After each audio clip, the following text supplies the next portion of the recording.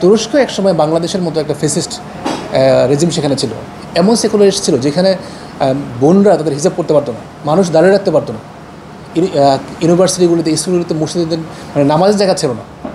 মানুষের যে কথা বলার অধিকার এটা ছিল না, এটা উনি এস্টাবলিশ করেছেন। দোকানকে খুব কাছ থেকে দেখার সুযোগ হয়।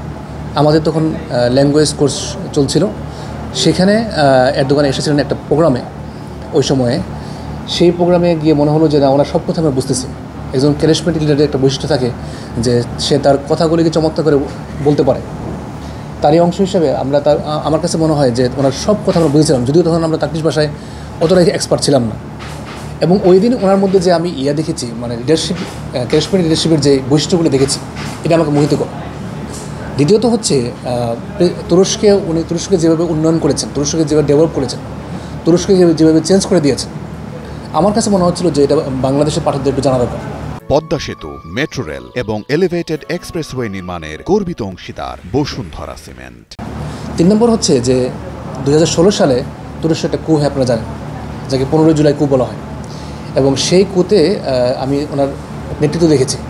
সাধারণত তুরস্ক যেটা হয় যে কূ হলে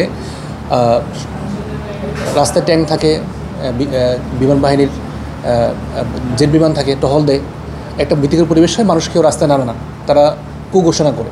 কিন্তু ওই দিন ব্যতিক্রম ছিল। কূ অ্যানাউন্স করার পরে যখন এই স্টেটমেন্ট পড়া হলো কুয়ের, এবং সেনাবাহিনী যখন রাস্তায় অবস্থান নিল, ট্যাঙ্কগুলো আমি তখন আনকারে থাকি, একদম আনকারের মূল পয়েন্টে থাকি। আমাদের ডরমেটরির সামনে দিয়ে ট্যাঙ্ক যাচ্ছে, আমাদের মাথার উপর দিয়ে জেট বিমানগুলো যাচ্ছে। ওই সময় দোকান বলল যে আমরা এই কোর সফলতা দেবো না, তোমরা রাস্তায় আসো, রাজপথে আসো, আমিও আসতেছি। আমি দেখেছি যে 10 মিনিটের মধ্যে মানুষজন রাস্তায় নামা শুরু করে, এবং এটা হাজার হাজার, এর এক পর্যায়ে লক্ষ লক্ষ। এবং রাত থেকে শুরু করে সকাল পর্যন্ত মানুষজন রাস্তায় থেকে এই ট্যাঙ্কের সামনে অবস্থান নিয়ে, ট্যাঙ্কের সামনে শুয়ে পড়ে, এবং সব জায়গায় মানুষের রাজপথগুলো, মাঠগুলো, ময়দানগুলো দখল নিয়ে, এয়ারপোর্টগুলো দখল নিয়ে সাধারণ মানুষ এই কূপকে ব্যর্থ করে। এবং দোকান সরাসরি সেই মাঠে এয়ারপোর্টে নেতৃত্ব দেন, ইস্তাম্বুলের আতাতুর্ক এয়ারপোর্টে। তো এটা আমার কাছে একটা মানে অসাধারণ কাজ মনে হয়েছিল। একজন ক্যারিজমেটিক লিডারশিপের যে বৈশিষ্ট্যগুলো থাকে, আমার কাছে মনে হয়েছিল যে আমি সরাসরি দেখতে পাচ্ছি। এবং সেখান থেকে এই বইয়ের লেখার চিন্তা মাথায় আসে। তো আমি তো প্রায় 2016 সাল থেকে শুরু করে 18 পর্যন্ত প্রায় 1.5 বছরের মতো কাজ করে বইটা শেষ করি। এবং 2018 সালে এটা পাবলিশ হয়। এটা প্রথম 4 দিনেই বইয়ের ফার্স্ট সংস্করণ শেষ হয়ে যায়, এবং 7 দিনে দ্বিতীয় সংস্করণ শেষ হয়ে যায়। এবং এখনও রকমারিতে এটা একটা বেস্ট সেলার হিসেবে বই হিসাবে আছে। এই বইটা লেখার পরে তো বাংলাদেশের মিডিয়াগুলোতে এটা বেশ একটা গুরুত্বপূর্ণ খবর হিসেবে অনেকগুলো মিডিয়া এটা কভার করেছে।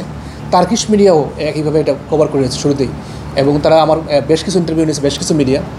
এরপরে তো মার্চ মাসে, ফেব্রুয়ারিতে প্রকাশ হলো 18 সালে, মার্চ মাসে প্রেসিডেন্ট এরদোগানকে আমরা নিজ হাতে পার্লামেন্টকে দিয়ে আসলাম আর কি। এবং উনি এটা খুবই খুশি হয়েছিল যে একজন বিদেশি ছাত্র যে এখানে পিএইচডি করতেছে, সে তাকে নিয়ে এভাবে কাজ করতে পারে, মানে এবং একটা এক্সটেন্ডেডভাবে ইন্টারভিউ নিয়ে কাজ করতে পারে, এটা উনি চিন্তা করেন নাই। উনি খুবই খুশি হয়েছিলেন। উনি এটাকে বাংলা, তার্কিশ এবং ইংলিশ অনুবাদ করতে বলেছিলেন। এবং হলো যে এই বইয়ের মাধ্যমে উনি, যখন আমরা বইটা দিই, তখন উনি আমার মাধ্যমে বাংলাদেশের মানুষের কাছে সালাম পৌঁছেছিলেন। সব মিলে ওই দিনটা ছিল আমার জন্য একটা মানে অন্যরকম এক্সপিরিয়েন্স। এটা আমার জীবনে একটা সারাদিন বলতে পারেন আর কি।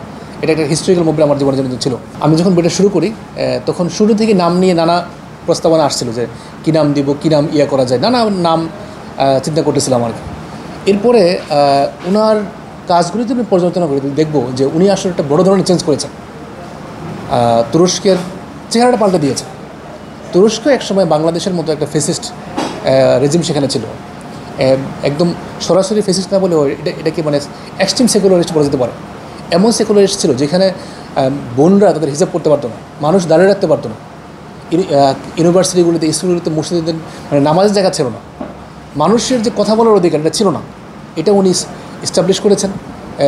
তুরস্কের অবকাঠামোগত একটা মারাত্মক পরিবর্তন করেছেন, মানে একটা পজিটিভ ডেভেলপমেন্ট যেটা বলে আমি, এটা রেডিক্যাল চেঞ্জ করেছেন। আপনার কী বলে এটাকে, অবকাঠামো খাতে তুরস্কের হেলথ, এডুকেশন, এবং ফাইনালি তার্কির মুসলিম বিশ্বে তার্কির যে অবস্থান এবং বিশ্ব রাজনীতিতে তুরস্ক একটা অন্য মানে একটা বিশাল জায়গায় নিয়ে এসেছে। তো আমরা এই বইটা যখন শেষ করি, তখন আমাদের প্রকাশক, আপনারা চিনে থাকবেন যে গার্ডিয়ান পাবলিকেশনসের নূর মোহাম্মদ আবু তাহের ভাই, ওনার সাথে কথা হয় যে বইয়ের নাম আমরা কী রাখতে পারি আর কি। তখন লম্বা কথা হওয়ার পরে আমরা এটা একমত হই যে না, চেঞ্জ মেকারে হচ্ছে এই বইয়ের সবচেয়ে পারফেক্ট হেডলাইন। তো ওইখান থেকেই নাম আসে change maker, Erdogan the change maker. Yunus তো বিশ্বে একটা মানে নন একজন ফেস, এবং তুরস্কেও আপনি যদি একাডেমিক অঙ্গনে যেখানে গেছি, তার প্রফেসর ইউনুসকে সবাই চেনেন আর কি। যারা বিশেষ করে ইকোনমিক্স বা আপনার ফাইন্যান্সে কাজ করেন, তারা প্রফেসর ইউনুসকে জানেন অলরেডি আর কি। বিশেষ করে ওনার মাইক্রো ক্রেডিট বা আদার্স যে ওনার সোশ্যাল বিজনেস যে কনসেপ্ট আছে, তো সেখান থেকে ওনারাও জানেন, এবং সারা বিশ্বের একটা ওয়েল নন ফেস। এটা নিঃসন্দেহে আমাদের জন্য একটা খুব ভালো দিক যে বাংলাদেশে 5ই আগস্ট যেই আমাদের বৈষম্য বিরোধী আন্দোলন হলো, এই বৈষম্যের পরে আমাদের প্রফেসর ইউনুস সাহেব দায়িত্ব গ্রহণ করলেন। নিঃসন্দেহে এটা আমাদের জন্য একটা খুবই ভালো লাগা এবং বড় পাওয়া। এবং ওনার কাছ থেকে সবার প্রত্যাশাটাও আসলে সেরকম ছিল যে উনি বাংলাদেশে একটা মৌলিক পরিবর্তন করবেন। যদিও এক বছরে অনেক পর্যালোচনা হয় যে কতটুকু পরিবর্তন হয়েছে, কতটুকু হয়নি। তো আমার কাছে মনে হয় যে উনি ওনার যাতে চেষ্টা করেছেন, এবং অন্তত আমরা তো এখন মুখ খুলে কথা বলতে পারছি। এক বছর আগেও তো সেই সুযোগটা ছিল না অনেক ক্ষেত্রে। আমরা এখন কথা বলতে পারতেছি, মানুষ এখন কথা বলতে পারতেছে, মানুষ এখন তাদের আপনি দেখবেন যে গত এক বছর যে পরিমাণ আন্দোলন হয়েছে, মানুষ রাস্তায় নেমেছে। এই যে রাস্তায় নামতে পারা, এটাও কিন্তু একটা বড় ধরনের পরিবর্তন, তাই না? যদিও এখনও নানা আনসার্টেনিটির কারণে অনেকগুলো বিষয় এখনও সেটেল না।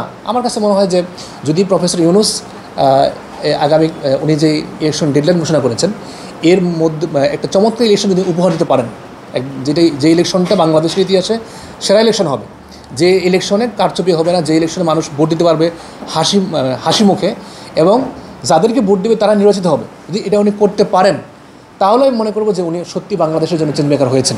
চেঞ্জ মেকার হওয়ার জন্য এই কাজটা হলো ওনার একটা মাস্ট কাজ। পাশাপাশি চলমান যে সংস্কার এবং বিচার প্রক্রিয়া, এখানেও একটা সিগনিফিকেন্ট ডেভেলপমেন্ট হওয়া জরুরি আর। দেখেন, প্রেসিডেন্ট এরদোগান বাংলাদেশের মানুষকে মন থেকে ভালোবাসেন। সেই ভালোবাসাটা আমার কাছে এক্সপ্রেস করেছেন, এবং বাংলাদেশের মানুষকে সালাম দিতে বলেছেন। অনেকগুলো ঘটনার কারণে উনি বাংলাদেশের মানুষকে ভালোবাসেন। এর মধ্যে সর্বশ্রেষ্ঠ যদি আমি বলি, সেটা হচ্ছে আমরা বাংলাদেশ একটা ছোটো দেশ হওয়া সত্ত্বেও, আর্থিকভাবে আমরা অনেক পিছিয়ে থাকা সত্ত্বেও, আমরা কিন্তু প্রায় 1.5 মিলিয়ন রোহিঙ্গা যারা আমাদের মুহাজির বা আমাদের রিফিউজি, তাদেরকে আমরা আশ্রয় দিয়েছি। তো এটা এরদোগান খুব ভালোভাবে নিয়েছেন, এবং আপনি জেনে থাকবেন যে এই আশ্রয়ে যখন আমাদের এই সর্বশেষ তারা আমাদের এখানে প্রবেশ করলো, তখন কিন্তু ওনার ওয়াইফকে পাঠিয়েছিলেন দেখার জন্য কী বলে কক্সবাজার ক্যাম্পে। তো এটা আমার একটা ভালো লাগার বহিঃপ্রকাশ। এর বাইরেও আপনি জানেন যে বাংলাদেশের বেশ কিছু ক্রুশিয়াল মুভমেন্টে উনি কিন্তু কন্ট্রিবিউশন করেছেন, এবং ওনার কাজগুলি করার চেষ্টা করেছেন।